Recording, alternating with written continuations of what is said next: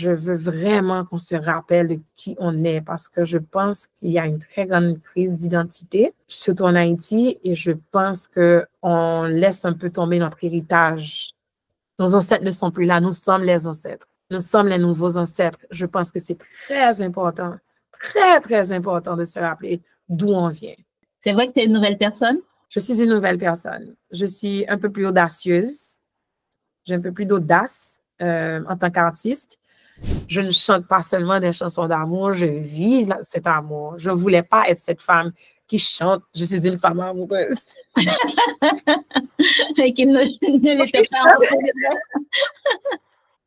Ou qui chante « Oh chérie, ouais, je cherche mon homme », tout ça. Mais j'ai trouvé mon homme.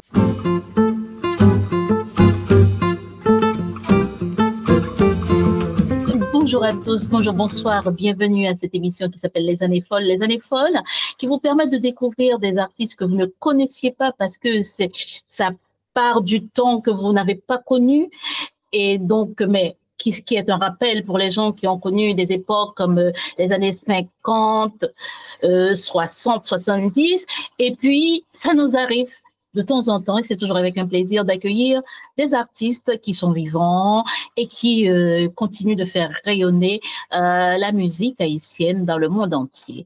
Et ben c'est comme ça, hein, en passant par là, comme dans un conte, et peut-être que c'est un conte de fées, l'histoire de Tiffane, et ben on a rencontré Tiffane qui va nous parler d'elle, qui va nous dire son début, qui va nous donner des informations sur ce qu'elle fait aujourd'hui, comment ça se passe, ses albums, c'est tout, comment elle a été découverte. Et puis, moi, en fait, je disais, Tiffane, je la connais ou je la connais pas?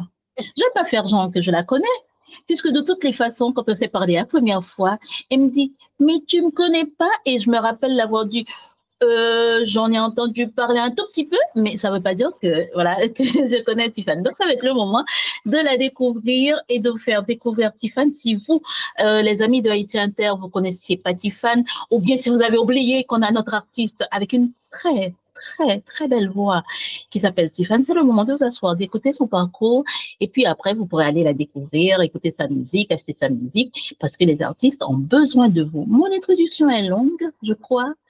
Mais c'est le moment de dire bonjour Tiffane. Bonjour, bonjour tout le monde. Merci pour la belle introduction. Comment ça va? Ça va bien, merci, ça va. Voilà. Bon, tu connais l'émission un petit peu, je pense. Hein? Oui, bien sûr. On en parle. Bon, alors, comme on aime bien le commencement dans cette émission, on a posé la question de comment tu vas.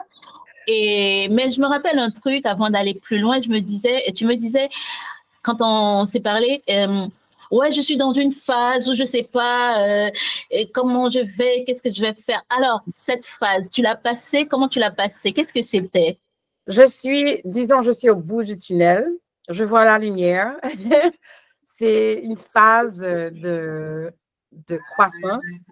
Je pense que c'est pas une phase où je suis perdue, que j'ai une trouble d'identité. C'est pas ça du tout. C'est pour te dire que j'ai une phase que j'ai traversée de petite jeune fille à femme, si je peux dire comme ça.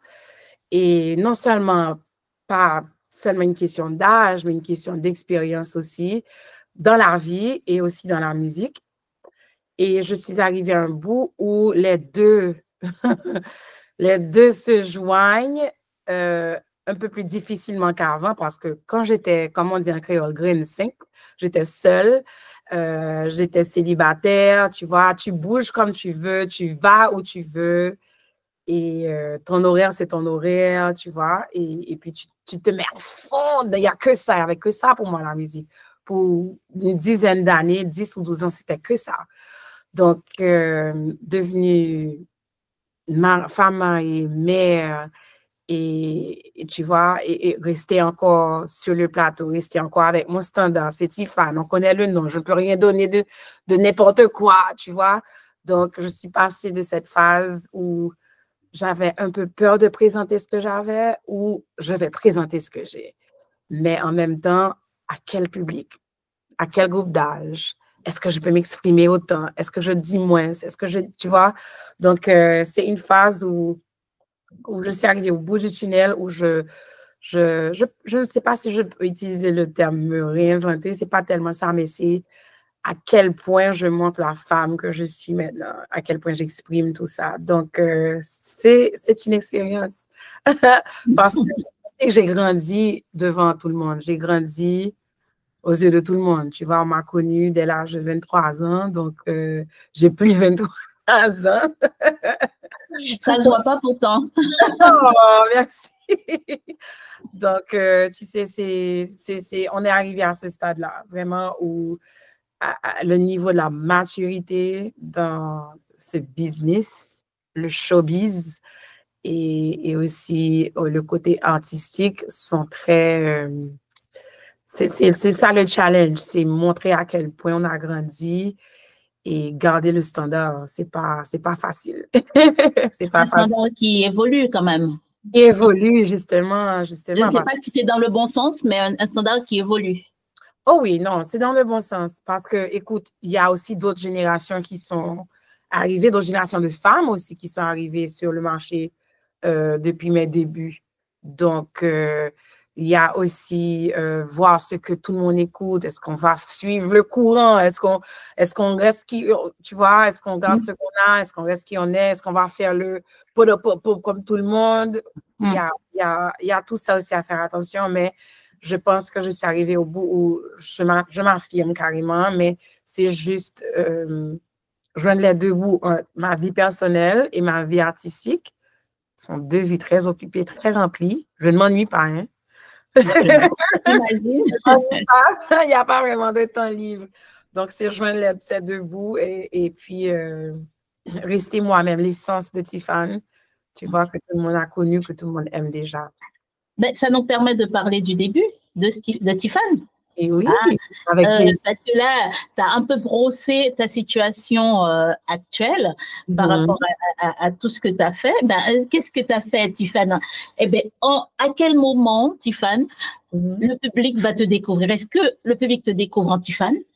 Ou est-ce que le public te découvre en Stéphanie qui va devenir Tiffany? Comment ça va se passer, ton histoire? Au fait, mon histoire, c'est vraiment...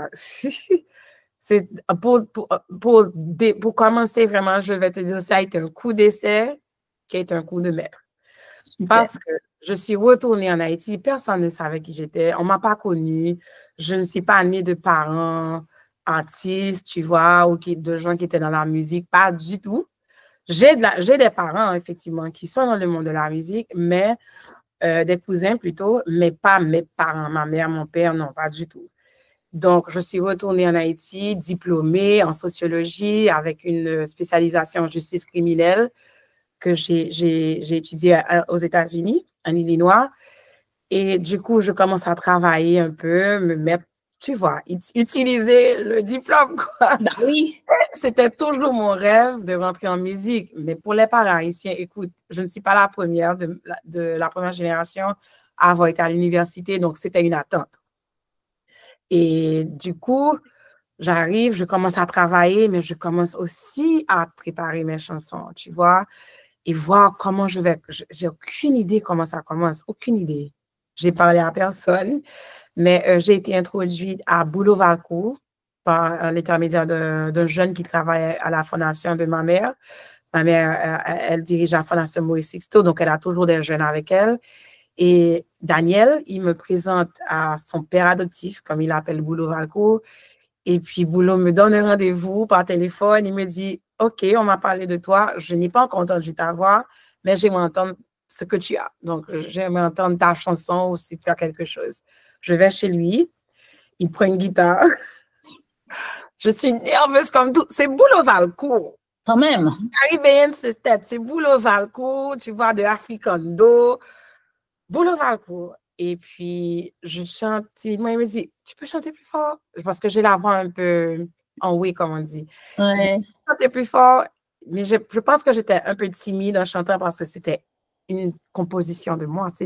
C'était la première fois que je m'exposais. C'est comme si j'étais nue, tu vois. Et, je l'ai chanté et puis il me regarde comme ça. Et puis il fait Et tu t'es dit? Petite. Je ne savais pas quoi penser tout de suite. Et puis, il me dit, ouah, j'ai trouvé cette voix. J'ai dit que, bon, j'ai toujours été timide parce que j'ai une voix un peu rouillée, un peu cassée. Mais c'est la plus belle des voix, hein? Écoute, j'étais à l'université dans une chorale et le professeur m'avait demandé de prendre des cours de chant pour un peu améliorer, pour que ça ne soit pas aussi, ah, il y a trop d'air dans ma voix. Donc, ça m'a donné un complexe, tu vois. Donc, j'étais pas trop sûre de moi. Et puis, il me dit, tu reviens vendredi, on enregistre. Ah bon? Comme ça, on enregistre, je vais jouer à la guitare pour toi. C'était quelle chanson, Tiffany? Ma première chanson que j'ai présentée à tout le monde entier qui s'appelle C'est comme si. Et C'est comme si a été un poème qu'éventuellement j'ai transformé en chanson. Et c'est comme si tu sais, je vais te dire à quel point mon début a été modeste.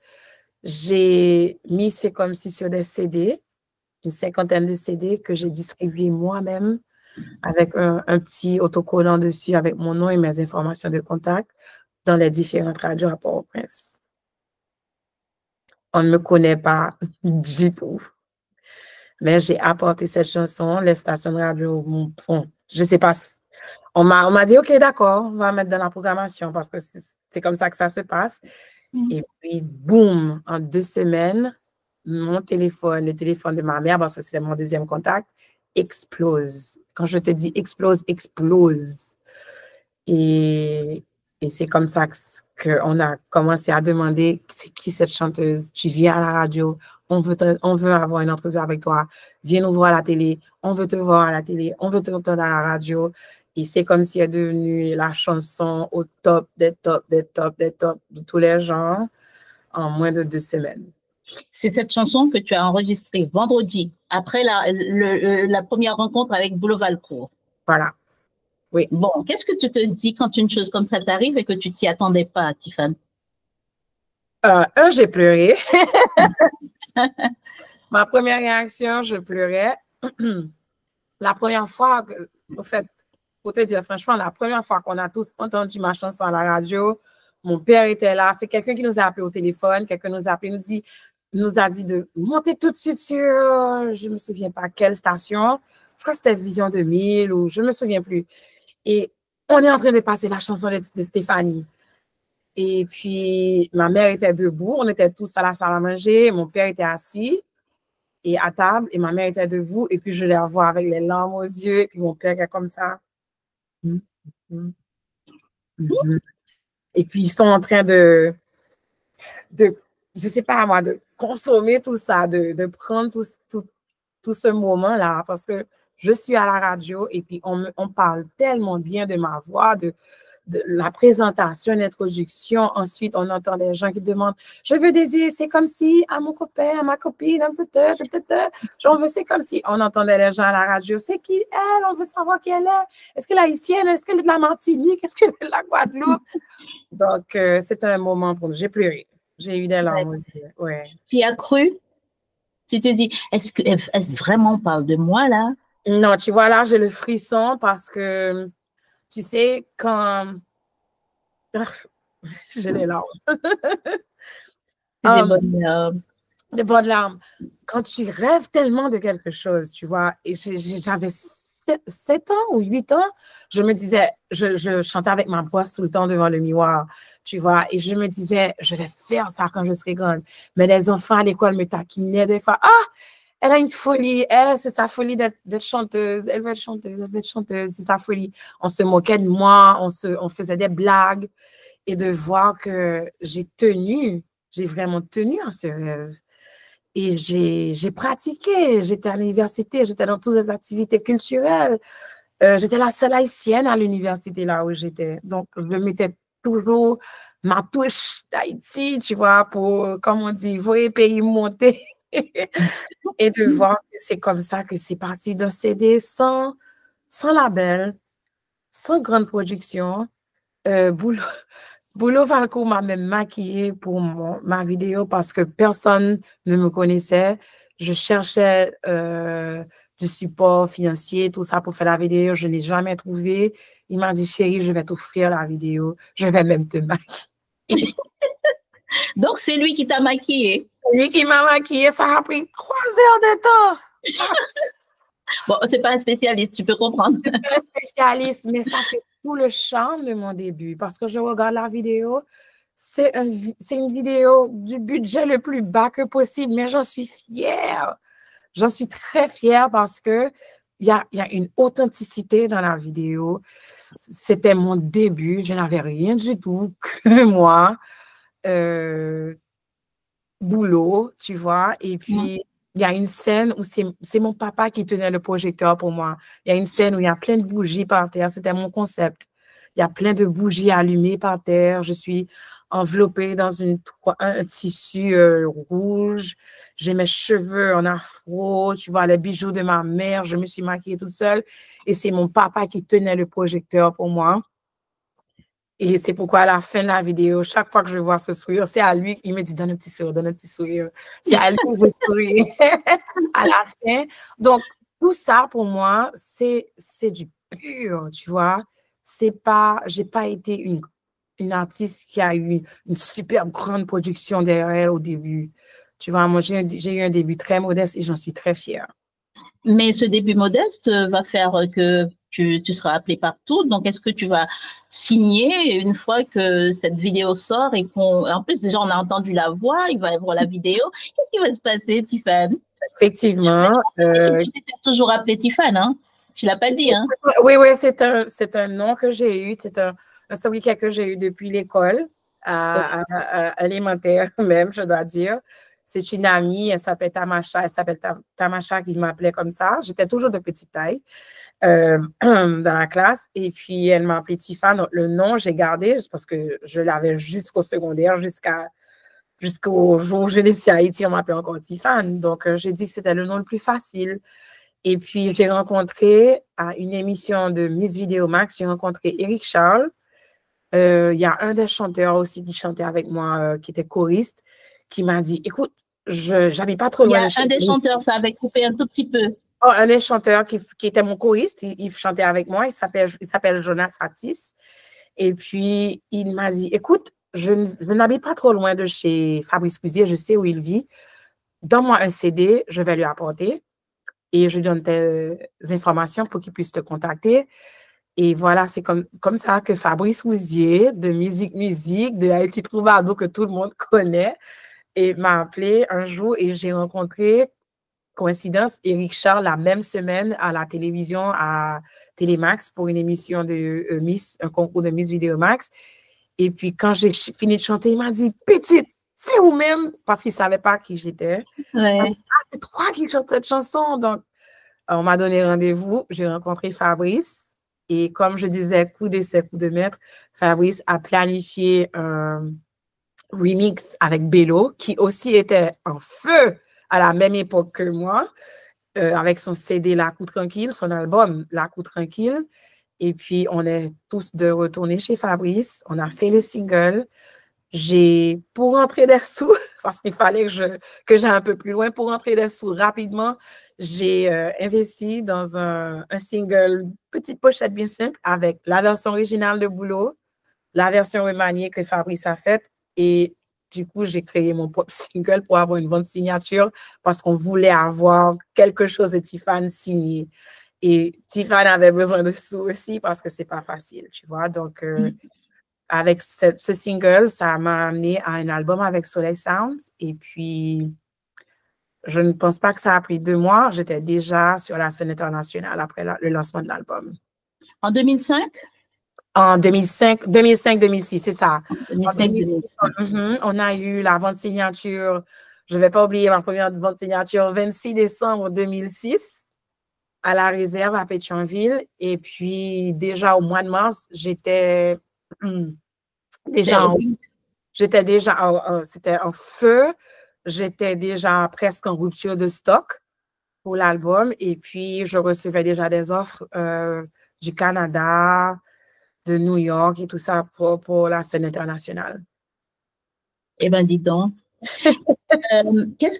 Moi, je suis curieuse parce que quand les choses se passent comme ça, c'était pas prévu, même si toi tu rêvais d'être chanteuse et qu'on sait très bien qu'en Haïti, les parents, voilà, tu vas pas faire chanteuse quand même, c'est pas un métier. Alors ce qu'on sait, c'est ce que disait Capi avec qui j'ai eu un entretien il y a pas très longtemps. Être chanteur, c'est travailler aussi dur que quelqu'un qui va à l'usine. Et pourquoi en Haïti, on ne comprend pas ça. Non. On pense toujours que bah alors, c'est pas un métier. C'est du loisir.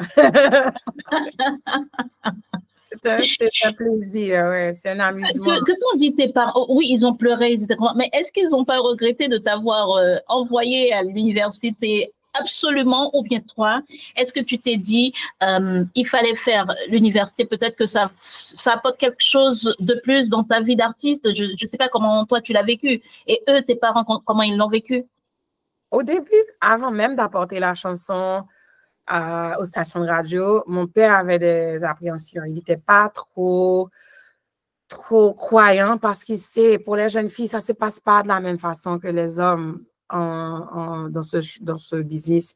Tu vois, il y a beaucoup de propositions indécentes, il y a des gens qui en profitent, qui veulent faire de toi leur Barbie, ou tu vois, te produire eux-mêmes.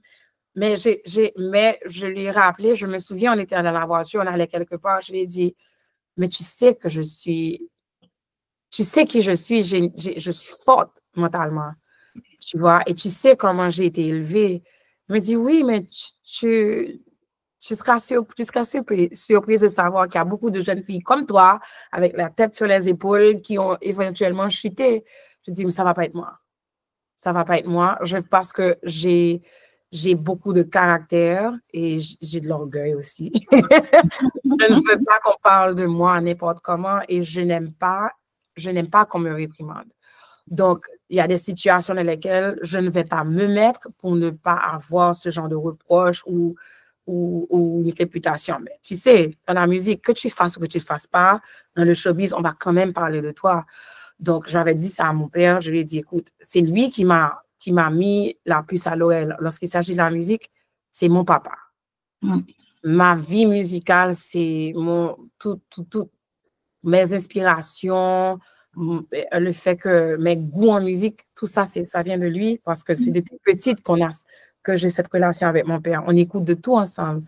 Et ma mère lui a dit ça. Elle a dit, écoute, mais depuis son enfance, tu lui présentes ceci, cela, ce genre, soul, jazz, hip-hop, reggae, compas, tout ça, musique racine. Ça a donné ce que ça a donné. Donc là, voilà, et elle a la voix. Donc, c'est ma mère qui a décidé tout de suite de devenir mon manager, de gérer Tiffany, le business, parce que, écoute, les gens avaient des griffes déjà dehors. On la veut. Je recevais des appels. Je suis prête à être ton manager, mais je ne les connais pas. Donc, c'est pas facile de faire confiance comme ça non plus. Et puis, à cause de ça, ma mère est devenue mon manager et ça a plutôt calmé mon père, je pense. Même si j'étais dans la vingtaine, je n'étais pas encore adulte aux yeux de tes parents. En Haïti, on n'est pas adulte à 20 ans, hein, je te signale. Du tout. Et ma mère, elle avait la main forte. Elle ne plaisantait pas lorsqu'il s'agissait de moi parce que assez souvent, justement, pour répondre à ta question, lorsque c'est une femme, on a tendance à t'offrir beaucoup moins qu'un homme. Ça veut dire que sur ta route, en fait, les étoiles étaient bien alignées en ce sens. Quand tu dis que tu es forte, est-ce que ça veut dire que si tu n'étais pas tombée sur Fabrice Rouzier, si ta maman n'avait pas pris les choses en main d'une certaine manière, est-ce que tu te serais arrêtée pour ça si tu étais tombée sur des gens vraiment qui... parce que c'est ça, on ne va pas se mentir. Quand on veut faire de la musique en Haïti et un peu partout, et qu'on est une femme, et je dis particulièrement en Haïti où il y a cette main masculine, où c'est les hommes déjà qu'on connaît en tant que musicien, les femmes d'ailleurs, il faut qu'elles soient juste chanteuses et pas plus. Voilà. Est-ce que tu penses vraiment? Oui, parce que oui, c'est vrai. De voir. Si tu veux jouer d'un instrument, tu vas jouer du piano peut-être parce qu'il y a des délicatesses, parce que voilà.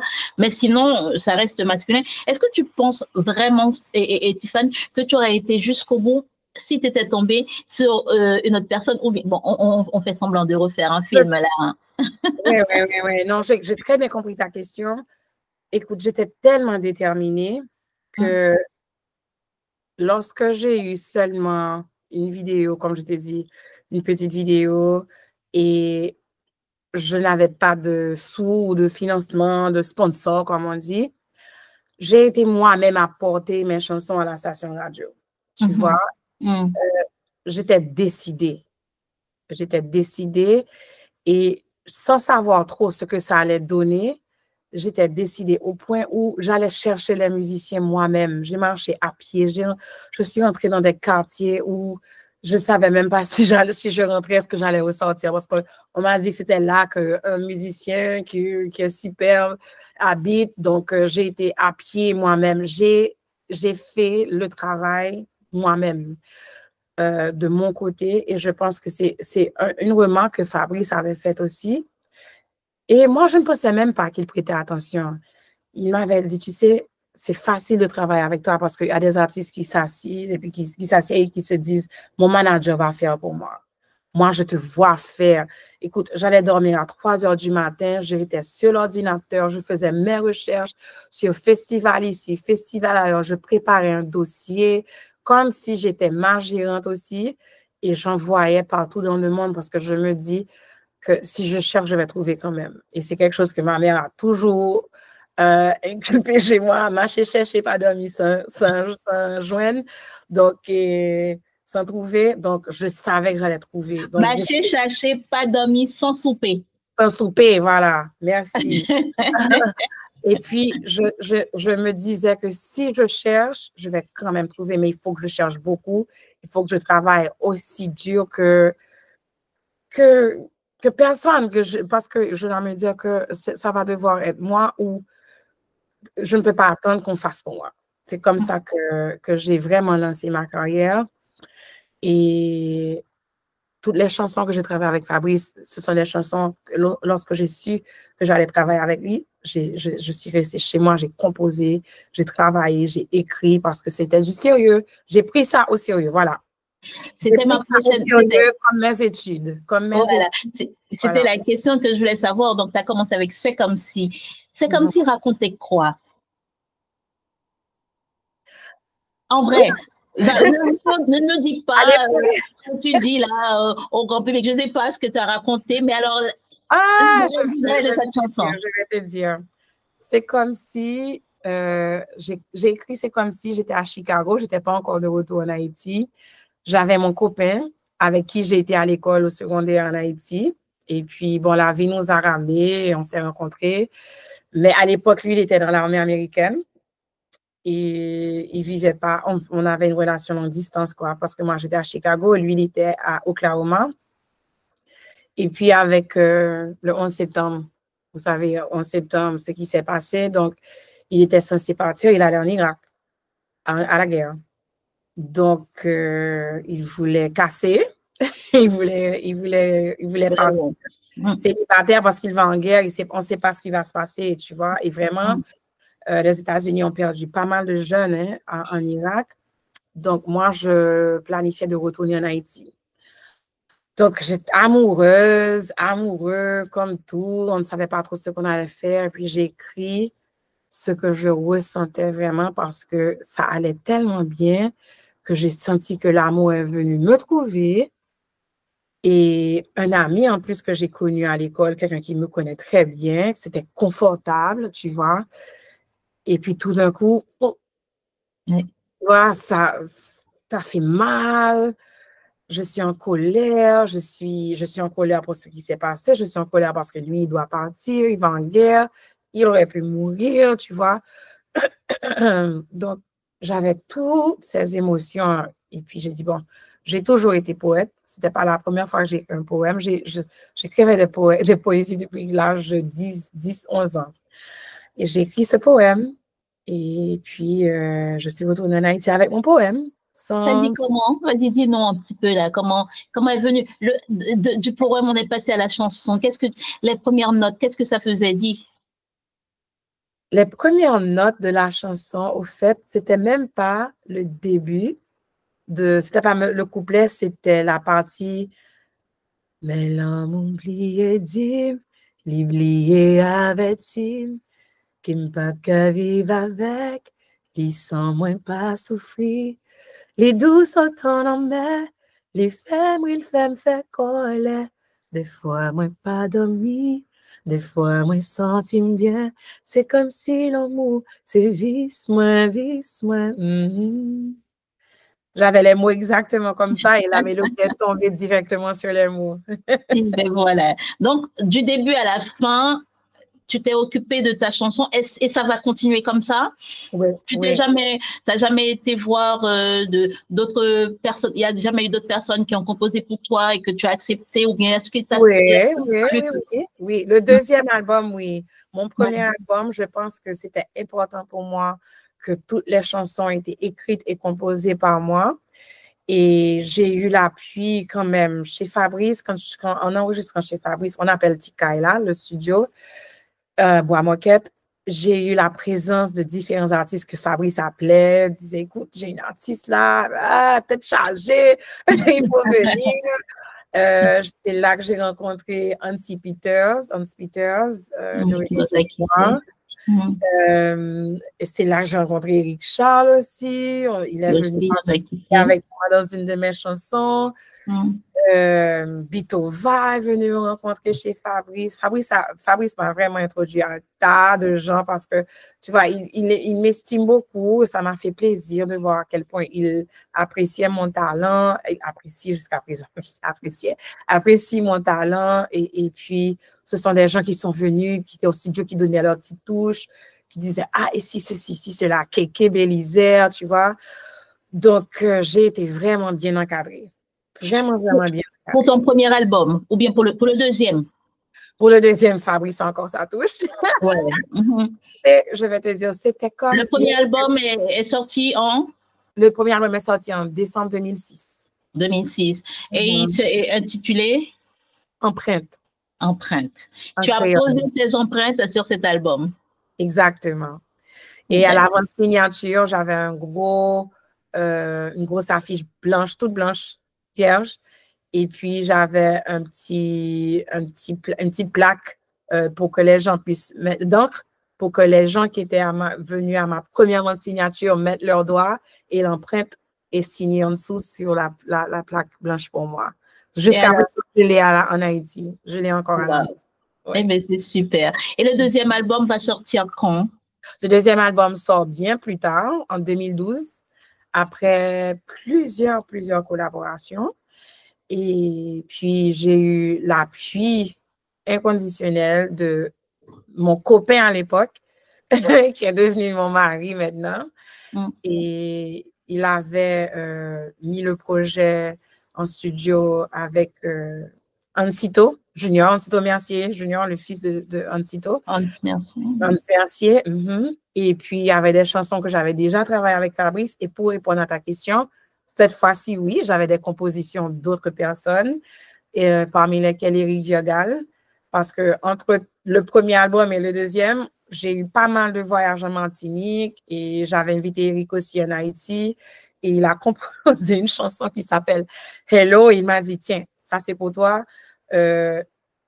En genre, mets de femme sous, ça c'est une chanson où tu vas flirter avec un homme.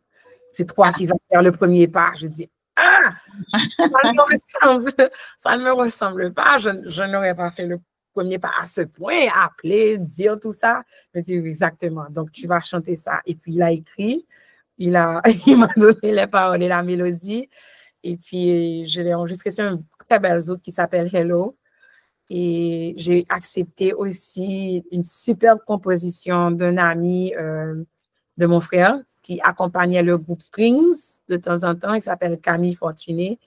Et la chanson de Camille s'appelle Wap Palem de Li. Et Wap Palem de Li, c'est l'autre femme qui exprime à son copain parce que apparemment le copain est tellement si amoureux de son épouse, donc elle est un peu jalouse. Donc, enfin, c'est compliqué.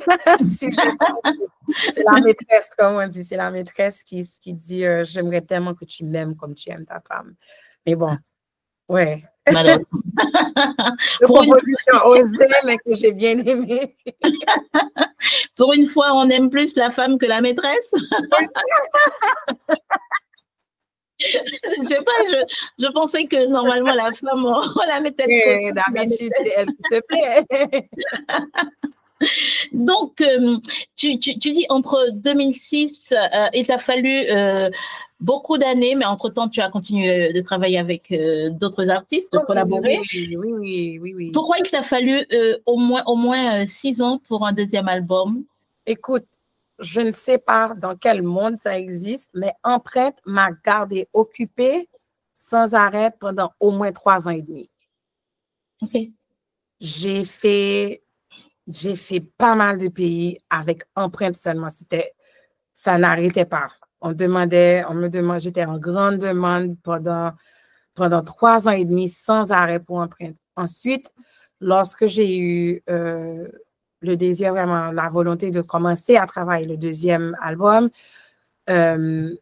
j'étais sortie sur le label Soleil Sounds. C'était mieux pour moi. Je ne voulais pas renouveler le contrat. Mais avec ça, j'ai aussi perdu l'appui financier parce que c'est le label qui avait tout amené, c'était pas moi. Tu vois, et c'était devenu un peu plus difficile. Financièrement, ça demandait beaucoup plus parce que là, je dois quand même garder le standard, je dois quand même pouvoir offrir du bon, du beau, tu vois, et ça demandait aussi de la disponibilité des artistes que j'approchais pour participer avec moi. C'était pas aussi facile. Et puis, je suis repartie, j'ai essayé de relancer un peu après le tremblement de terre en 2010, tu vois, et c'était vraiment pas le moment. Mais entre-temps, j'avais eu des singles, tu vois. Donc, c'est pourquoi je dis que c'est vraiment grâce à mon mari que j'ai pu tenir le coup et puis avoir envie parce que je faisais face à des difficultés émotionnelles par rapport à retourner en studio, ne pas avoir le même appui. J'étais dans une négativité, tu vois, qui me consommait. Mais j'ai eu quand même, les compositions étaient déjà prêtes, les chansons étaient déjà prêtes. Donc, ça a pris ce temps. Empreinte a mis son empreinte sur toi et t'a un peu enfermé dans cette... C'est tellement aussi devenu le genre de situation où il y a des gens qui veulent, on veut Tiffany, mais c'était pour des prunes ou bien des miettes.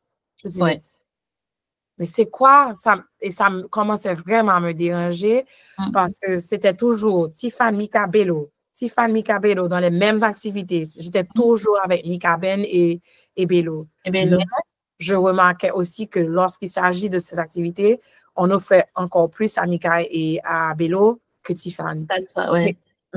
J'avais fait ces recherches et ma mère avait pu réaliser ça aussi.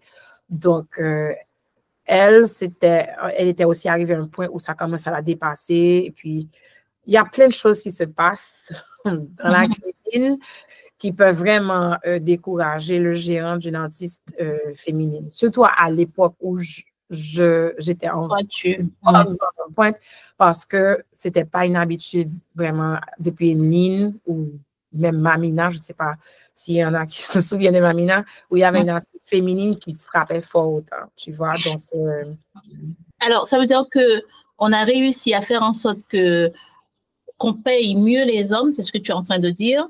Et toi, en fait, c'était quoi la différence? Je ne demande pas exactement ce que vous gagnez. Je veux dire, c'était quoi la différence? Et sur la base de quoi? Est-ce que tu as posé la question pour dire, mais sur la base de quoi vous estimez que je dois gagner moins? En fait, je ne faisais jamais ce genre de conversation avec les gens qui étaient responsables du côté financier. C'était toujours ma mère, Gertrude, parce que aussi, c'est quelque chose qu'ils hésitaient de faire, de parler directement avec l'artiste d'argent. C'est pas l'artiste qui s'occupe de ça. Mais elle faisait ses recherches, elle disait, demandait à quelqu'un pourquoi ou bien qu'est-ce qu'ils ont planifié. Puis vraiment, il y a eu 2 ou 3 fois que une personne qui faisait partie de l'organisation, elle a dit, mais oui, il y avait la réunion, on décidait. Un tel a dit, ouais, on peut donner exemple. On va donner 600 à Mika et Bello, 600 chacun, et puis on peut garder les 300 ou 200 pour Tiffany. Oui, oui, oui, oui. Oui, oui, ça se faisait, ça c'est du vrai, ça se passait comme ça des fois, oui. Est-ce que tu sais si ça se fait encore aujourd'hui? Je ne sais pas. Je sais que puisqu'on est beaucoup plus nombreuses maintenant, les femmes frappent beaucoup plus fort aussi sur ce territoire, tu vois, en Haïti ou bien de la musique haïtienne. Je pense qu'il y en a 2 ou 3 avec qui j'ai parlé, que je connais, je sais très bien, elles vont pas accepter moins que ce qu'elles demandent.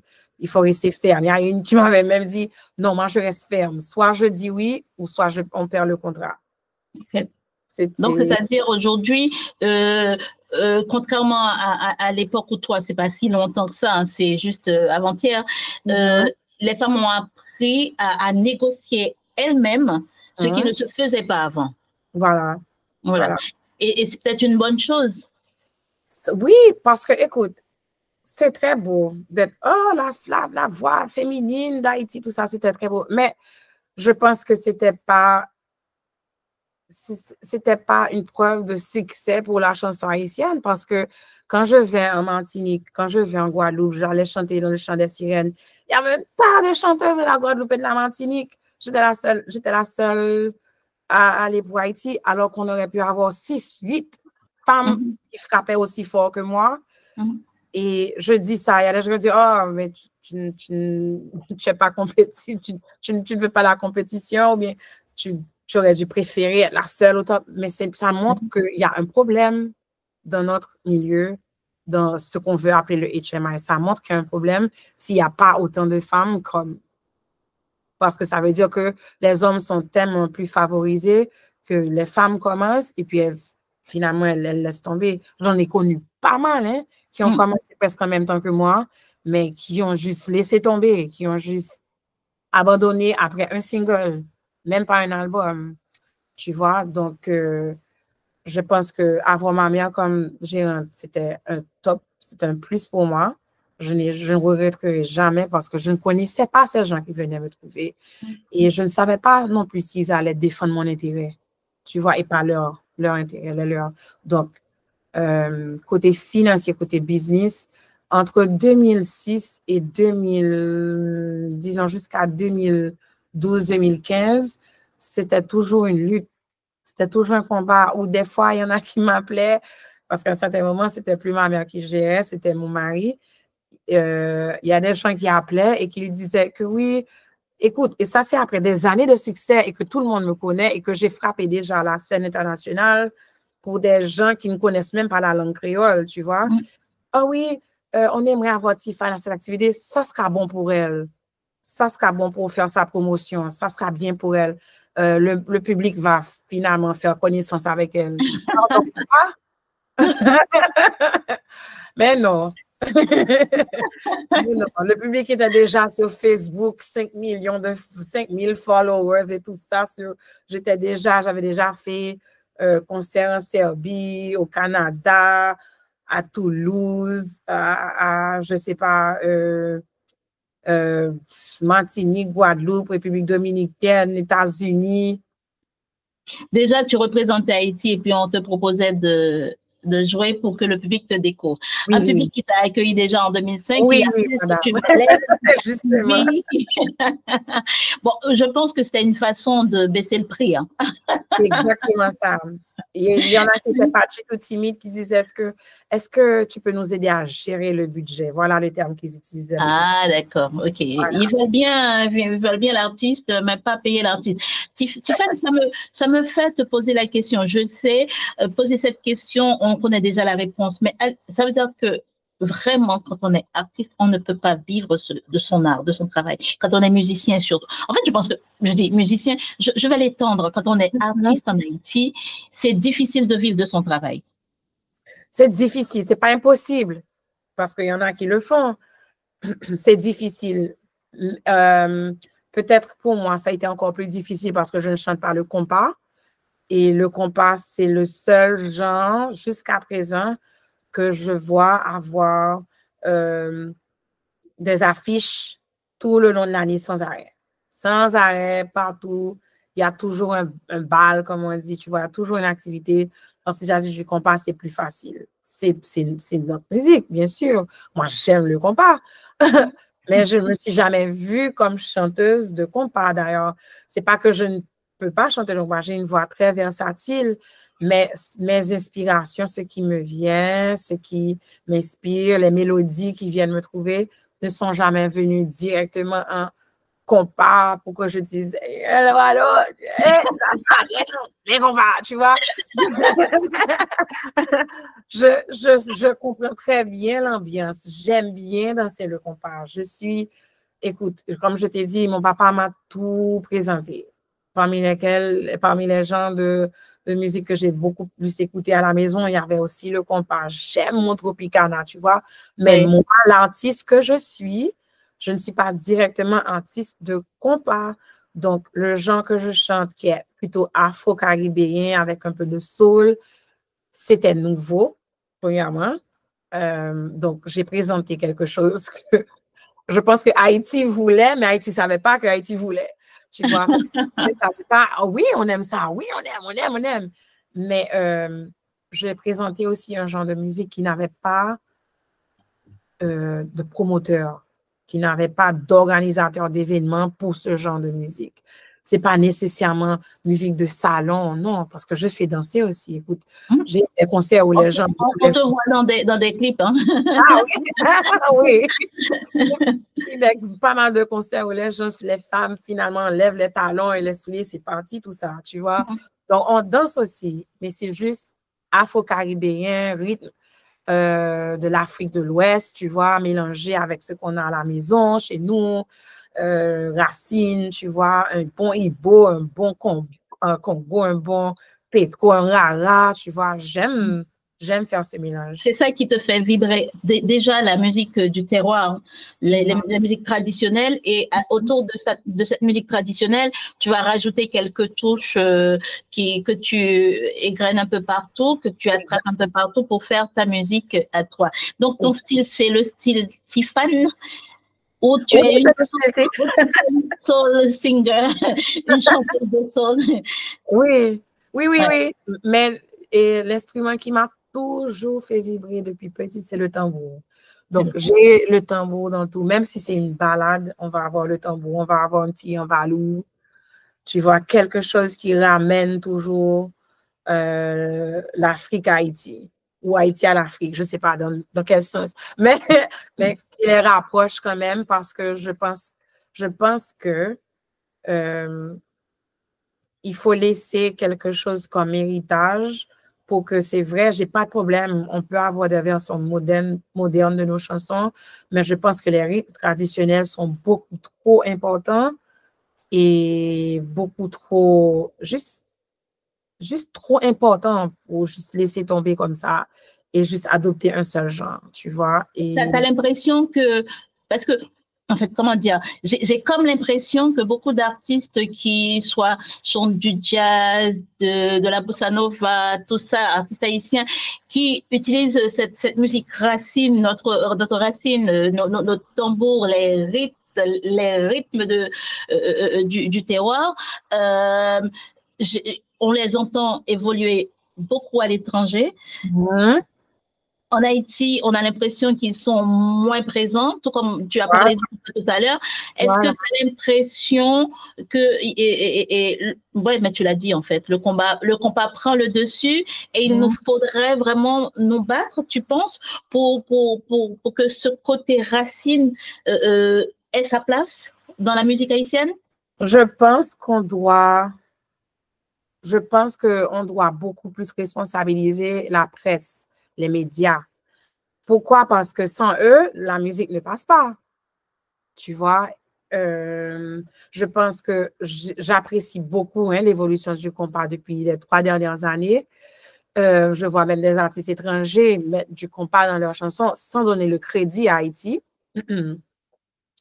Mais les genres de chansons comme les rythmes traditionnels, le côté folklorique de notre musique, je pense, a besoin beaucoup plus de support parce qu'effectivement, la majorité des concerts que j'ai eu, festival, si on doit dire, où j'ai chanté mes chansons typiques d'Haïti, les chansons de Tiffany, c'était pour des étrangers.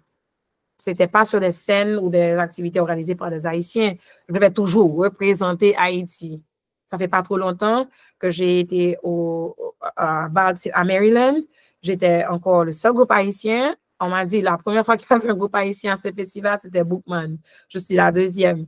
Donc, je me dis, OK, et les étrangers adorent, ils aiment, c'est sûr. Nous, on aime aussi. Mais je pense qu'on ne donne pas assez d'importance aussi à ce qu'on a de folklorique.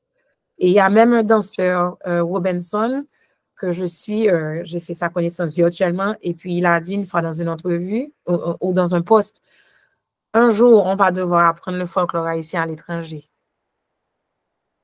Ouais.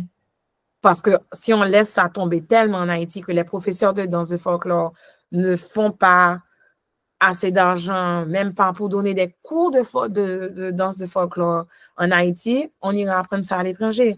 Et qu'est-ce qu'on voit? On voit plein d'étrangers vraiment qui apprennent le folklore pour ouvrir leur école de danse et aller donner des leçons ou employer un danseur qui était en Haïti, venir donner des leçons de folklore à l'étranger, tu vois? Donc, je pense qu'il faut faire un travail immense avec les médias pour supporter cette musique.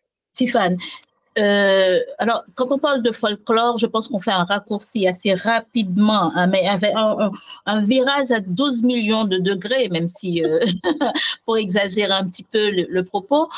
Quand on parle de folklore, tu parles du tambour, tu parles du folklore, ça veut dire que tu parles de choses qui, pour beaucoup de personnes, en tout cas en Haïti, d'Haïtiens, pour être plus précise, qui va faire tout de suite une sorte de, ben, je parle de raccourci, de lien avec vaudou, avec des choses. Est-ce que tu penses que c'est ce qui fait que ces rythmes-là, ce rythme de notre folklore se trouve un peu à l'écart et à être repris par des gens qui n'auraient rien. Bien entendu, une musique, c'est fait pour être amenée. Ouais, pour le monde, mais qui n'ont rien directement, tu veux dire? Ouais, à voir avec Haïti. Est-ce que ce n'est pas ce côté où on fait des liens racines, tambour, vaudou? Est-ce que c'est pas ça qui fait que ce genre-là en prend un coup? Je pense que oui. Je pense que oui, parce que, écoute, je me souviens très bien petite, j'avais des amis qui n'avaient pas le droit de prendre des leçons de folklore. On prenait des leçons de ballet. C'était OK de faire le ballet. J'ai fait le ballet de l'âge de 6 ans à 17 ans. J'ai pris aussi la leçon de folklore parce que moi, je voulais, la première fois que j'ai vu une classe de folklore, j'avais peut-être 8 ans ou 9 ans. Oh, je suis tombée en amour parce que j'ai vu 5, 6 tambourineurs, puis il y avait le kata, il y avait le maman tambour, il y avait un tambour, un genre djembé. Et puis, c'est une danseuse que on connaît bien, elle s'appelle Florencia Saint-Just, Fofo, une très, très grande danseuse haïtienne. Et je suis tombée en amour pour ça. Moi, je voulais prendre la leçon. Mais je sais, ma grand-mère n'était pas trop. D'accord. Le folklore. Il y a plein de gens comme ça jusqu'à présent. Mais à la fin de la journée, moi, je pense que ça va créer, si on ne fait pas quelque chose, ça crée aussi une crise d'identité chez nous, chez les jeunes, parce que, devine, on est tous africains. On est tous africains. On ne peut pas tenir, on ne peut pas. Écoute, je me souviens une fois, l'exemple que je peux prendre pour toi, j'étais au carnaval et il y a Azor, le chant de Azor qui passe. Moi, j'aime Azor. Oui, je sais, c'est de la musique vaudoise, mais je m'en fous. Entendre ce tambour de loin de Racine Mapou qui arrive, et puis je me trouve là seule sur le stand de carnaval en train de danser. Tout le monde a un peu reculé, les gens ont un peu reculé, ils ont été mangés, ils ont été boire. Non. Pour moi, c'est inconcevable de ne pas danser à ce rythme qui arrivait de loin, qui venait avec un tambour. What? Je ne comprends pas comment on fait pour résister à ça. Mais c'est moi. Et c'est après, parce on que... ne sait pas s'il résiste vraiment. Hein. Peut-être le On fait sait de... pas s'il résiste vraiment. Exactement. Exactement. Peut-être que Mieux c'est vaut un ne truc pas être qui va là et pas ne dans pas ce s'aider pour sens-là. pas qu'on les voit. Mais heureusement, pour moi, j'ai eu des parents qui m'ont appris à ne pas avoir peur de ma culture, de tout ce que ma culture enveloppe, tout ce tout ce que ça amène, et même le vaudou. Mon papa m'a toujours dit ça, il ne faut pas avoir peur, il ne faut pas voir le côté maléfique que tout le monde te montre. Ça fait partie d'Haïti. Il n'y a pas eu d'Haïti, il n'y a pas eu de République d'Haïti sur le vaudou, il n'y a pas eu, tu vois, il y a pas on n'a pas notre ambiance sans le tambour. Ça n'existe pas. Donc, j'ai jamais eu peur. Je pense que ça n'existe pas. J'ai jamais eu peur de ce côté de ma culture. Je n'ai jamais senti nécessité de dire oui, je suis voleuse, oui, je suis chrétienne. D'ailleurs, c'est se fourrer le doigt dans l'œil parce qu'Haïti, les Haïtiens sont les deux. Voilà. Bon, c'est comme ça que c'est arrivé sur l'île, qui n'était pas la nôtre, qui est devenue nôtre. C'est le syncrétisme qui nous a permis de nous en sortir en se cachant derrière la religion du colon et pour pouvoir pratiquer ce qui venait d'Afrique. Bien entendu, aujourd'hui, on peut faire ce qu'on veut. Je pense que c'est dans les gènes. C'est dans les gènes. C'est dans l'ADN. On va se voiler la face, on va courir, on va se boucher les oreilles. Mais effectivement, au final, ça fait partie de l'histoire d'Haïti. Tiffany, donc, tu as pris le parti de jouer sur nos rythmes, sur les rythmes haïtiens, et tu as déjà enregistré 2 albums. Et je crois comprendre qu'à un moment dans ta vie, je ne sais pas ce qui s'est passé, mais tu vas nous l'expliquer. Combien d'albums déjà, avant que je pose ma question, combien d'albums tu as enregistré au total? Au total, les 2. Les deux, effectivement, je sens venir ta question. Il y a eu pas mal de collaborations entre les 2. Et après le deuxième, il y a eu un arrêt. Okay. Il y a eu un arrêt. Écoute, de 2005 à 2012, sans arrêt. Sans arrêt. Je vivais dans mes malles. Je vivais dans l'avion, je vivais dans les aéroports. C'était sans arrêt. Et puis, ma chance, je suis tombée amoureuse. C'est une chance. Je suis tombée amoureuse parce que, tu sais, à chaque fois que je pense au moment où je suis tombée amoureuse et que j'ai finalement quelqu'un dans ma vie, je me souviens aussi d'une nuit, un soir où j'étais au Canada après un concert. Je crois que j'avais 3 concerts en 2 jours. C'était assez fatigant. J'étais au Canada. Et puis, tous mes musiciens, ils allaient s'acheter une carte, ils cherchaient un téléphone pour appeler leurs copines, leurs femmes. Ma maman, elle a cherché un téléphone pour appeler à la maison, pour parler à son mari, à mon papa, tu vois. Et puis, tout le monde était dans leur chambre. Moi, j'avais ma grande suite. Et j'étais seule, j'avais personne à appeler. J'étais au sommet. Je suis au sommet. Je suis Tiffany, au top de tout ça. Mais c'est seul être au sommet des fois, tu vois. L'effort que ça demande, le temps que ça demande. Je n'avais pas de temps pour un copain. Et puis après, celui dont j'en parlais pour C'est comme si, qui avait été en Irak, après avoir cassé avec lui, je voulais rester seule. C'est un choix parce que la musique prenait beaucoup de mon temps. Et c'était ce soir-là que j'ai réalisé, j'ai dit, j'ai même pas un admirateur à qui je veux parler. J'en avais. J'en ai toujours eu, mais il n'y avait pas un de ces admirateurs à qui je voulais appeler pour dire, tu me manques, est-ce que je te manque? Rien du tout. J'étais célibat. Et puis, tous mes musiciens m'ont dit, Tiffany, n'a quitté là, nous aller, vraiment aller, madame, moi, je vais aller ma copine, ma girlfriend, ma Cécile, les enfants. Je dis, OK, bon, je vais dans ma chambre. Parce que je vivais bien avec mes musiciens. On était une grande famille, tu vois. Et j'étais partie avec Bob en cours, donc on fêtait après le premier concert, on buvait Bob en cours, tout ça. Et puis, moi, j'avais personne. Je rentre dans ma chambre, j'ai été me baigner, je regarde la télé. Quoi, je vais appeler mon papa aussi pour demander s'il me manque, pour lui dire que je lui manque, tu vois. Donc, c'est à ce moment-là que j'ai réalisé, OK, donc cette partie de ma vie, c'est 0. C'était 0. Donc, j'étais très soulagée, j'étais très heureuse lorsque j'ai réalisé que mon boyfriend devenu fiancé devenait mon mari. Et c'est une vie que je voulais. Je voulais être maman. Je voulais avoir une vie de famille aussi.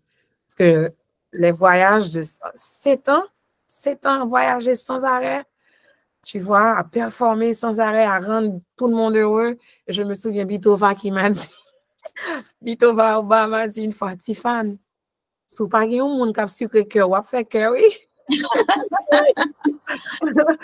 Et je te vois aller partout, tu fais le tour du monde, c'est bien tout ça. Mais quand les rideaux se ferment, il faut avoir quelqu'un à la maison. Et ça, c'est rentré loin dans ma tête, tu vois. Et je suis là maintenant, là où je suis très heureuse de cet accomplissement. Parce que si jamais je décide que le public m'oublie, je dis, OK, je ne chante plus, j'ai l'amour de ma vie, tu vois, j'ai épousé l'amour de ma vie. C'est pas facile, c'est pas tout le monde qui a ça, tu vois. Et je ne chante pas seulement des chansons d'amour, je vis cet amour. Je ne voulais pas être cette femme qui chante, je suis une femme amoureuse. Et qui ne l'était pas. Ou qui chante, oh chérie, ouais, je cherche mon homme, tout ça. Mais j'ai trouvé mon homme. Donc, tu vois, pour moi, à un certain moment, cet arrêt que tu vois dans ma carrière, c'est parce que je voulais avoir un bébé, je voulais avoir un enfant, et ça n'arrivait pas. Et l'infertilité, on en connaît pas mal de femmes, tu vois, femmes noires surtout, avec les questions de fibromes, de problèmes de santé, tout ce qui nous affecte directement, parce qu'effectivement, les femmes noires sont très sujets à avoir des fibromes. Je pensais que c'était ça, mais les docteurs me disaient, on ne sait pas. On ne sait pas, c'est comme te lancer dans un trou noir. On ne sait pas pourquoi tu n'arrives pas à avoir d'enfant. C'était pas, oui, c'est à cause de ceci, on peut faire une cure, on peut faire un traitement. C'était juste, on ne sait pas, on ne voit pas le problème. Jusqu'à le dernier médecin que j'avais vu qui m'a complètement découragée. Et j'ai été une dernière visite. Il m'a dit, bon, tu sais, c'est pas la fin du monde, hein. C'est moi qui sais à quel point c'est la fin du monde pour moi, tu vois. C'est la fin de ton monde, ouais. C'est la fin du monde. C'est moi qui sais à quel point je pleurais. Le public ne savait pas que je pleurais. J'étais sous la douche ou combien de tests négatifs que j'ai eus et puis qui m'apportaient des larmes. Des amis, des cousines qui avaient les bébés, qui tombaient enceintes et tout ça. Moi, j'avais plus le courage de voir ça, tu vois. Et c'était un moment sombre pour moi, tu vois, ne pas savoir ça. Ça a duré plus qu'un an, presque, oui, un peu plus qu'un an et demi, tu vois. Et donc, c'était pas un moment où j'avais envie d'être sur scène. Et puis, il y a quelqu'un qui m'a dit, et si tu arrêtais de voyager un peu, puis tu te reposais, tu arrêtes de te stresser aussi, et puis tu restes chez toi un petit moment. Parce que même après mon mariage, je continuais. 2 semaines avant mon mariage, j'étais à Toulouse. C'est la folie. OK, 2 semaines avant mon mariage, je performais à Toulouse. Donc, c'était un moment où j'ai dû vraiment rentrer en moi-même et puis avoir la conversation avec mon mari. Il était très d'accord. D'ailleurs, bon, m'avoir à la maison avec lui, bien sûr, il allait tout être d'accord. Donc, on avait pris la décision de prendre une pause. Peut-être que c'est ce qu'il faut pour qu'on puisse se concentrer sur nous. Effectivement, éventuellement, on a pris cette décision en 2012. En 2013, presque fin 2013, je suis finalement tombée enceinte. J'ai eu une grossesse difficile. J'ai été à l'hôpital 2 ou 3 fois. C'était pas facile. On me demandait de venir chanter enceinte. J'aurais pas eu de problème si je me portais bien. J'aurais été, mais c'était pas le cas. Donc, en 2014, quand j'ai eu mon bébé prématuré, parce que je l'ai eu à 7 mois de grossesse au lieu de 9 mois, tu vois, donc oublie ça, hein, j'avais pas envie d'être sur scène, je suis tombée en amour encore d'un petit humain qui m'appartenait, qui était à moi, ma responsabilité de le rendre heureux, de le garder en vie. Écoute, j'avais peur quand on me l'a remis, il a passé 1 mois à l'hôpital. J'ai dit aux infirmières, vous êtes sûrs, vous me faites confiance? Me faites confiance d'aller chez moi avec lui, de le garder en vie. Elles m'ont dit, tu peux le faire. Le bébé va te dire ce qu'il lui faut. Je dis, OK. Donc, j'ai consacré mon temps à mon bébé, à ma famille, mon mari, mon bébé. J'étais aux anges. J'avais aucune envie d'être sur scène. Donc, voilà l'explication de cette absence, ce trou que tu vois dans ma carrière, c'était mon bébé Gianni. Ouais. Alors, je me dis, on peut rêver d'être chanteuse, se battre corps et âme pour que les gens acceptent que la personne que je suis devient celle que je suis et ne pas être tout à fait heureux au final parce qu'il y a d'autres projets qui sont davantage plus importants dans la vie. C'est quand même, comme quoi l'homme n'est jamais tout à fait satisfait. C'est exactement ça. Parce que tu sais, cette phrase que je t'ai dit, lorsque les rideaux se ferment, il faut avoir quelque chose d'autre. Ouais. Parce que les fans sont des fans. Les fans de Tiffany, je sais pas si c'est parce que je suis très chaleureuse. Même mes fans, je les permets de me rencontrer. On parle, on discute. Je n'ignore pas. Tu vois, allô, c'est Tiffany, est-ce que c'est Tiffany? Je suis très... je suis accessible. Pas accessible, mais reconnaissante de leur appréciation de ma musique et de la personne, de l'artiste que je suis. Tu vois, je suis une artiste qui a été très gâtée jusqu'à présent. Hein.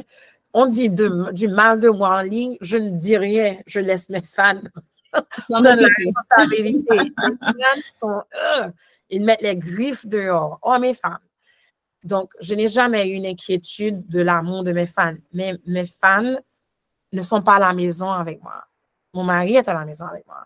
Ma mère, mon père, tu vois, mon frère, ma soeur, mes cousins.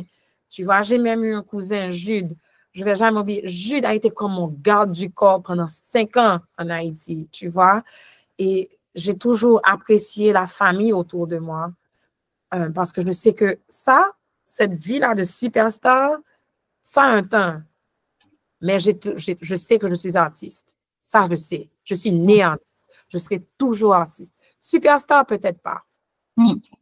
Peut-être pas. Et ça, et je suis OK avec ça. D'accord. Je suis OK avec ça. D'accord. Tiffany, ça veut dire aussi qu'il y a une certaine, prends-le pour ce qu'il est, une certaine fragilité chez les femmes quand elles sont artistes, parce que contrairement aux hommes, elles sont obligées de s'absenter à un moment donné pour vraiment, si, comme toi, tu es parti dans l'objectif de créer une famille aussi, ça veut dire qu'il y a un prix à payer. Il y a un prix à payer.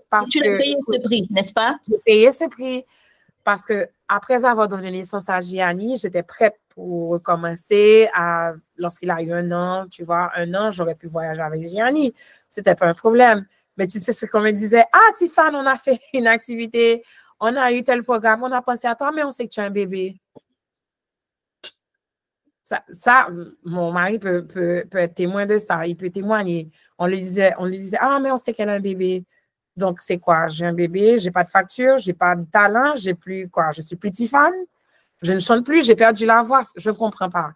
Parce que, voilà, comme tu disais au début, les Haïtiens ne voient pas l'artiste ou chanter ou être chanteur ou être compositeur ou musicien comme un métier. Normalement, j'aurais pu dire, OK, je prends 1 an ou, je ne sais pas, 8 mois à m'occuper de mon bébé. Ensuite, je retourne sur la scène. Comme un travail normalement. Quand tu travailles normalement, tu retournes au bureau à un certain moment. Bien sûr. C'est comme ça que je vois ça parce que c'est une entreprise, c'est un business. Mais non, au fait, tout d'un coup, il y avait des gens aussi qui me disaient, et ça, je pense que c'était une mauvaise recommandation, de cacher le côté maternel. Ça va me rendre moins sexy aux yeux des hommes. Oui. J'ai eu pas mal de gens à me dire, écoute, on veut pas trop te voir maman, parce que si on te voit maman, ça enlève le sex appeal que tu as. Eh bien. Aucun sens. Au fait, je pense que ça a ajouté à mon sex appeal. J'ai grossi un peu. Et j'ai eu 2 bébés. Donc, sur le 2e bébé, c'était encore pire parce que la 2e grossesse, on me dit, ah, cette fois-ci, cache la grossesse. Mais non, tu es montée sur scène, non? Enceinte. C'est le 3e. Ah oui, d'accord. Avec le troisième, je suis montée sur scène avec mon ventre. Écoute, j'ai tout fait avec le troisième parce que c'était une grossesse que j'ai portée un peu plus facilement. J'étais en pleine forme, je faisais le sport aussi et j'étais pas cachée. J'ai pas pris le conseil qu'on m'a donné pour les 2 premières. J'ai été sur scène, j'ai voyagé, j'ai performé en Afrique, j'ai performé normalement. J'ai fait le sport jusqu'à mon 3e trimestre. Tiffany, certes, tu t'es battue, tu t'es pas cachée, mais est-ce que c'est à ce moment-là que tu as perdu des sponsors? Oui, après le premier bébé, avec le premier bébé, oui. Donc, il a fallu, tout en t'occupant de ta famille, de ton bébé, te battre pour revenir. Oh oui, oui. Tu l'as fait comme la première fois? Quand tu dis perdre sponsor, c'était verbal. Non, Tiffany, j'ai envoyé des demandes comme d'habitude, comme je le faisais avec des institutions financières qui ont vraiment bénéficié de mes publicités, de mes posts, comme on dit, de ma présence. Je portais des vêtements, je partais avec leurs produits, tu vois. J'ai voulu faire ma vidéo en yé. À ce moment, j'étais au Canada. Non. J'ai eu des non catégoriques. Non, on ne peut pas, Tiffany. Non, non, non, non. C'était non partout. Donc, je me suis retrouvée sans financement. Et du coup, j'ai commencé à devenir, comme on dit, autofinancée. Je commence à faire jusqu'à présent. Jusqu'à présent. Ouais, ouais. La dernière vidéo que j'ai faite pour la chanson qui parle de mes fils, Apprendre, c'était complètement sponsorisé par Tiffany. Ça veut dire que tu n'arrives pas aujourd'hui. Est-ce que tu es obligé de retourner travailler avec les diplômes que tu avais pour pouvoir boucler ou bien pour joindre les deux bouts? Au fait, tu sais, je n'ai jamais vraiment arrêté de travailler complètement. OK. Je vais avouer aussi que ce que j'ai étudié, je l'ai étudié aussi parce que j'ai une passion pour la sociologie, j'ai une passion pour les gens, j'ai une passion pour le côté judiciaire et la justice et les droits humains aussi. Donc, j'ai toujours été entre les deux, aussi occupée que je puisse être dans la musique, mais j'ai toujours fait de moi à ce que j'ai quand même eu une expérience à travers ce que j'ai étudié. Ça n'a pas été facile, mais j'ai toujours pu avoir ça parce que mon diplôme, j'ai beaucoup travaillé dur pour mon diplôme. Je ne voulais pas juste le mettre de côté. J'ai travaillé dur dans un pays où il faisait très froid. Tu vois, je n'avais pas ma famille, mes parents avec moi. J'étais sur le campus à l'école. Donc, je n'ai pas vraiment voulu juste abandonner complètement. Mais effectivement, financièrement parlant, oui, quand il y a les obligations, les priorités de la famille, la maison et tout ça, j'ai travaillé parce que si on ne m'embauche pas pour un concert ou des concerts ou je ne sais pas, festivals, parce que j'ai un bébé, mais je vais devoir vivre. Je vais devoir payer les factures avec quelque chose quand même. Donc, heureusement pour moi que mon éducation à l'université a pu combler cette cour, tu vois. Mais je pense que ça a été un peu plus facile pour moi au Canada parce qu'au Canada, les gens sont plus ouverts à ce que je fais comme musique. Okay. J'ai pu performer beaucoup plus au Canada dans les 3 ans que j'ai vécu au Canada que presque les 5 ans que j'ai passé aux États-Unis. D'accord. J'ai pu avoir beaucoup plus d'opportunités. Donc, je pense qu'aux États-Unis, c'est un petit peu plus difficile, surtout en Floride. Pour moi, la Floride, c'est le monde du compas. Donc, je n'avais pas vraiment ma place dans le milieu haïtien en Floride. Mais au Canada, c'était beaucoup plus facile. J'ai fait Nuit d'Afrique, francophonie ici et là, festival caribéen, tu vois. Mais avec les enfants, je ne vais pas te mentir, c'est un milieu qui n'accepte pas vraiment la mère. La Tiffany Vixen, tu vois, qui se dérange, c'était plus facile de la prendre sur scène. Et je pense que c'est peut-être ça aussi que ce milieu entre dans la tête, met dans la tête des jeunes femmes haïtiennes. Pour chanter, on veut te voir nue, on veut te voir tout mettre, tout exposer. Tu vois, c'est pas comme Tiffany. Il faut cacher ta grossesse. Il faut cacher des enfants.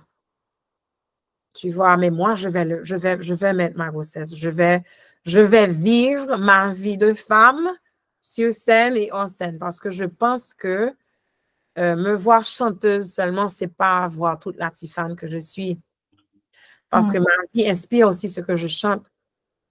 C'est parce que j'ai des enfants haïtiens, bon, haïtiens-américains, que je vais chanter pour Haïti, parce que je veux une Haïti où je peux amener mes enfants normalement quand je veux.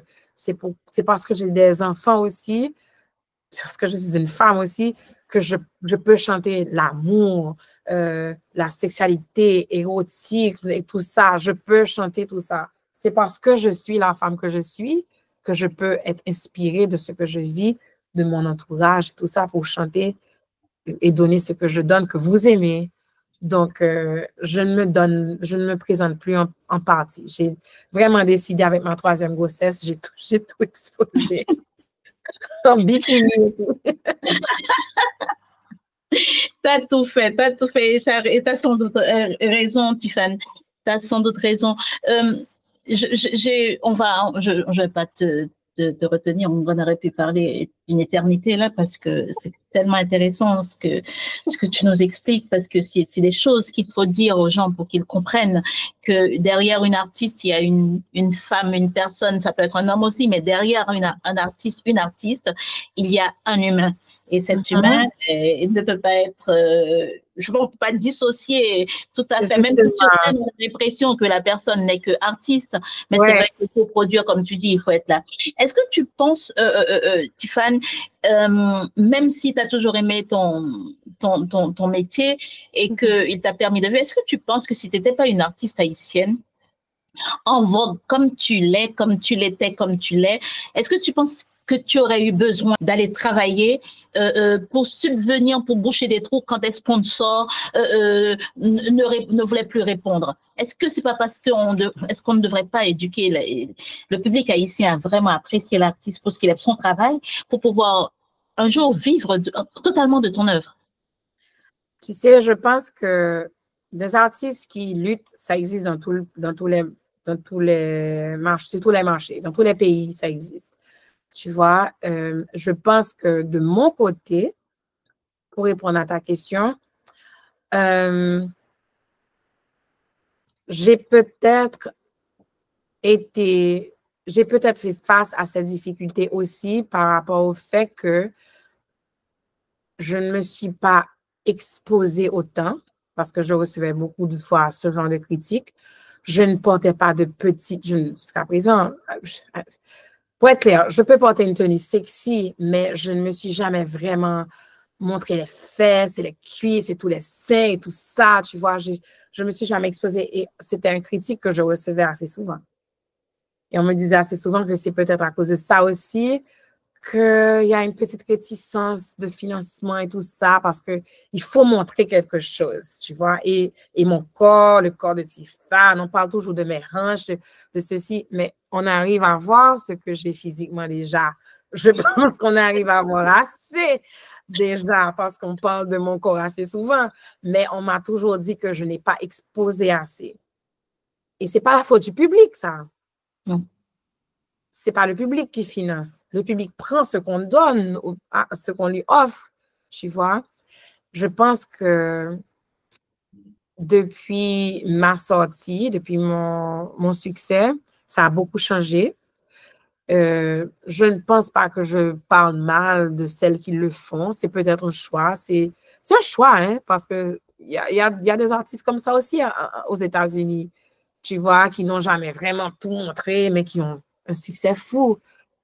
De mon côté, je pense que c'est une combinaison des deux. Le fait que je ne me suis jamais vraiment exposée ou bien, tu vois, dénudée, et aussi le fait que j'ai montré ma maternité, je suis devenue mère. Comparativement à beaucoup de ces jeunes filles, je suis devenue mère en plein milieu de ma carrière. Il y en a d'autres qui avaient déjà été mères bien avant leur succès, tu vois. Donc, les enfants étaient déjà grands, il n'y avait pas de bébé à gérer. Moi, j'ai eu des bébés à gérer au beau milieu de ma carrière. Ça n'a pas rendu les choses faciles. Comme tu dis, il faut prendre une pause, contrairement à un homme artiste qui peut continuer à voyager, à chanter, même si sa femme est enceinte. Moi, c'est différent. Donc, je pense qu'il y a une éducation à faire, effectivement, pour qu'on puisse comprendre que la musique qu'on offre, les paroles, les rythmes, le travail que ça demande, c'est beaucoup. Ce sont des nuits en studio. C'est de l'argent qu'on dépense. Le commun des mortels ne sait pas ce que ça prend pour faire un album. J'ai mon projet là, par exemple, que j'en ai parlé de temps en temps l'année dernière. C'est fini. J'ai besoin d'ajouter un petit quelque chose qui me manque. Je pense que je l'ai trouvé avant de sortir. Mais pour le lancer, il faut le financement. Il faut des sous. Je sais que je vais devoir dépenser, tu vois. Et je m'attends déjà à des portes fermées parce que c'est ce qui m'est arrivé les 3 dernières années ou les 5 dernières années, tu vois.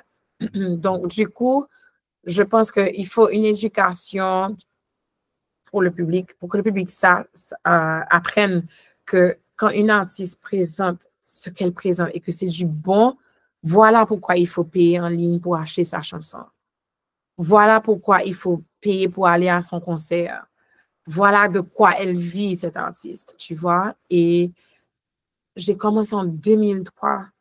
Ma longévité devrait me donner une notoriété parce que je n'ai jamais vraiment arrêté. J'ai peut-être pris une pause ici et là, mais je n'ai jamais vraiment arrêté. La notoriété du groupe Shadé, par exemple, on n'entend pas pendant 10 ans.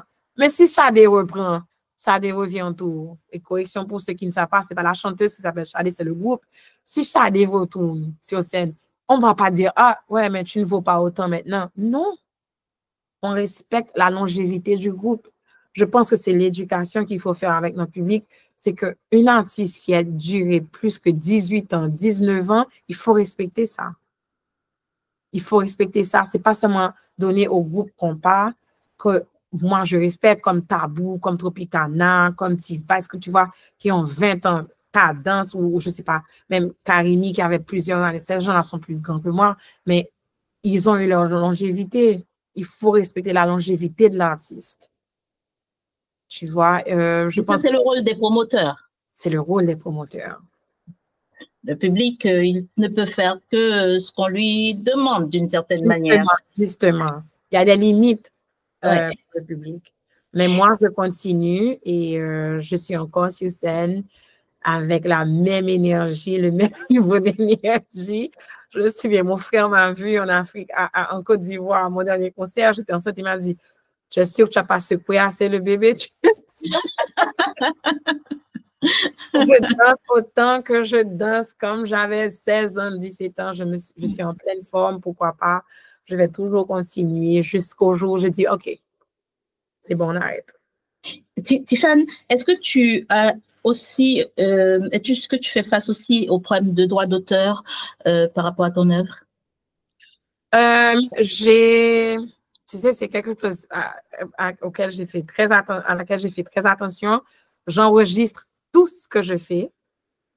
Je ne travaille pas avec des artistes qui ne sont pas enregistrés eux-mêmes. J'ai juste fait un changement comment on dit, société récemment. J'ai embauché une compagnie pour faire le travail pour moi, pour que mes royalties soient en ordre. Et parce que mes enfants sont les bénéficiaires. Et c'est sûr, parce que c'est pour eux que je fais tout ça aussi. Je vais laisser ma légende, c'est eux. Hein. Ce que je laisse, c'est pour eux. Et je veux que tout soit en ordre. Donc, j'ai tous mes papiers, je règle tout. Et c'est grâce à ça aussi que des fois, ma musique arrive à payer mes factures. Tu vois, je ne fais pas seulement de mes concerts ou je ne sais pas, d'ambassadrice de marque ou quoi que ce soit, tu vois. Je vis aussi de mes royalties. Et dès mon début, ma mère n'a pas plaisanté avec ça. On a tout enregistré parce qu'on ne savait pas à quel point où le succès allait m'amener. Et quand on ne sait pas, on prépare. Il faut préparer son lit. Pareil qu'avant vont aller dormir. On prépare le lit avant d'aller dormir. Moi, j'enregistre tout ce que je fais et je travaille avec des artistes qui sont enregistrés seulement. On ne fait rien comme ça en ami. Non, non. Donc, on peut retrouver ta musique dans la publicité, dans des choses, et ça, c'est des choses qui te... Oui. D'accord. Ma promesse à moi, c'est de ne pas mourir pauvre en tant qu'artiste. Il y a trop d'artistes qui sont partis sans sous. Je ne veux pas. Je pense que ce serait un mauvais exemple pour mes enfants. Ils aiment beaucoup la musique. Mon bébé de 8 mois, le tambour, il a déjà son tambour. Il a déjà son tambour et il l'aime beaucoup et on passe beaucoup de gens. Je fais le même travail que mon papa avait fait avec moi, je fais avec mes enfants. On a plein d'instruments chez moi. Et je veux pas qu'ils aient le mauvais exemple et que maman avait abandonné parce qu'on est né ou que maman avait abandonné parce qu'elle n'avait pas enregistré ses affaires, on a appris toutes ses musiques, Non, non, non, non. Je veux montrer le bon exemple. On va finir pour de vrai, de vrai, de vrai. De vrai. Tiffany, je crois qu'avec je crois que c'est un morceau qui s'appelle Métamo quoi? Tu peux m'aider? Métamo, où tu disais que tu es une nouvelle personne. C'est le nom de mon nouveau projet, Métanoïa. Qui n'est pas encore sorti, c'est ça? Qui va sortir? Pas encore sorti, mais j'ai commencé à chanter les chansons sur scène pour donner au public un avant-goût. Ouais, j'ai commencé, au fait, à Maryland et en Afrique. J'ai donné des petits aperçus et ça a vraiment été bien reçu. D'un public anglophone à un public francophone, afro-francophone, je dois dire. Et je voulais vraiment faire ce test pour voir comment est la réception faite du public. Je suis excitée. Je suis excitée. C'est vrai que tu es une nouvelle personne? Je suis une nouvelle personne. Je suis un peu plus audacieuse. J'ai un peu plus d'audace en tant qu'artiste. Et puis, bon, c'est une femme. Bon, je sais déjà que tu chantes Femme secret. Ouais, Femme secret, femme tu es plutôt dans un combat pour faire reconnaître la femme. Oui. J'affirme et tu sais, maintenant, je comprends encore plus le sens de cette chanson. J'étais très jeune quand je l'avais écrite et composée, que je la chantais, mais c'est maintenant que je comprends le sens de cette chanson. C'est maintenant que je vis cette chanson. Ouais. Et tu veux que chacun intègre cette femme que tu es aujourd'hui. Oui. Tiffany, qu'est-ce qu'on peut te souhaiter si ce n'est que le meilleur, que ton nouveau projet puisse éclater et puis t'amener tout le bonheur? Oui. Ça m'amène partout comme avant, comme d'habitude. Mais c'est un projet que je t'annonce à toi pour la première fois, que j'ai vraiment travaillé avec mon peuple noir au cœur. Ouais. C'est un projet avec un côté très panafricanisme et c'est pas du tout du racisme ou quoi que ce soit, c'est juste un appel, un cri, un rappel, une célébration de mes racines, de nos racines, de ce qu'on a en commun. C'est pourquoi j'ai des artistes du Congo, Tanzanie et Nigeria qui participent, la Jamaïque. Tu vois, j'ai vraiment eu mon peuple noir au cœur en travaillant ce projet. Se recentrer sur soi, qui on est, d'où on vient? D'où on vient et pourquoi. Il faut qu'on se réveille et pourquoi. Je fais le travail à la maison avec mes enfants, avec mes nièces, mes neveux. Je veux vraiment qu'on se rappelle de qui on est parce que je pense qu'il y a une très grande crise d'identité et surtout en Haïti et je pense qu'on laisse un peu tomber notre héritage. Nos ancêtres ne sont plus là, nous sommes les ancêtres. Nous sommes les nouveaux ancêtres. Je pense que c'est très important, très, très important de se rappeler d'où on vient. Qu'est-ce qu'on peut rajouter sur une si grande phrase, si ce n'est merci Tiffany? Merci Cheita, c'est avec un plaisir immense. Merci pour ton temps. Tu es superbe, tu es belle. Tu es belle. Tiffany, je rappelle l'Afrique. Et j'apprécie beaucoup ton temps et merci à ton public de m'avoir accueilli aussi sur leur écran. Merci à vous qui allez regarder cette émission. Sachez que Tiffany a sa musique que vous pouvez écouter sur toutes les plateformes. On est d'accord, Tiffany? Soutenez les artistes, allez dans leurs concerts, acheter leur musique, c'est pas trop faire, hein, puisque c'est du travail, comme quand on sort de chez soi pour aller travailler. Eh bien, ce qu'ils vous proposent, c'est du travail, jour et nuit. Des fois, ils n'arrivent même pas à dormir tant qu'ils n'ont pas mis sur papier ce qu'ils ont envie de vous proposer. Alors, soutenez nos artistes et merci encore d'avoir regardé cette émission. Partagez tous nos contenus. C'est une façon aussi de soutenir Haïti Inter. Au revoir et à la prochaine. Merci Tiffany. Bisous, bye. Bye.